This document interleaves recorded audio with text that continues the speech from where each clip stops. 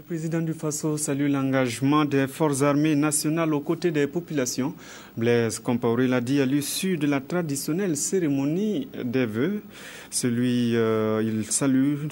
Blaise Compaoré a loué leur contribution à la promotion de la paix avant de les inviter à poursuivre sur cette lancée cette année. C'est Sylvestre Da pour le reportage. Aux honneurs militaires dus à son rang, suivent le traditionnel échange de vœux entre le président du Faso, chef suprême des forces armées, et les personnels civils et militaires du ministère de la Défense et des anciens combattants. La santé, la paix, la prospérité, l'accomplissement individuel et collectif sont entre autres les souhaits qu'on retrouve de part et d'autre.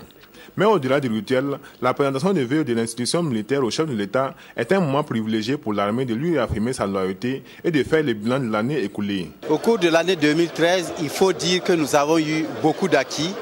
D'abord, le ministre de la Défense a contribué à ce que nous ayons beaucoup de matériel logistique pour nous permettre d'assurer nos missions internes, notamment des missions de défense avec le renforcement de nos frontières, nos missions d'appui à la sécurité intérieure, mais aussi nos missions sur le plan des opérations de soutien à la paix. En termes d'insuffisance, il faut dire que nous avons une modicité de moyens et nous comptons continuer d'améliorer les conditions de vie et de travail des militaires. Et en matière d'effectifs, nous avons besoin encore d'accroître nos effectifs. Aux anciens combattants, au personnel civil, aux militaires du rang, aux sous-officiers et aux officiers, le président du Faso a adressé ses félicitations pour leur sens élevé du devoir et de la responsabilité qui ont permis les performances réalisées.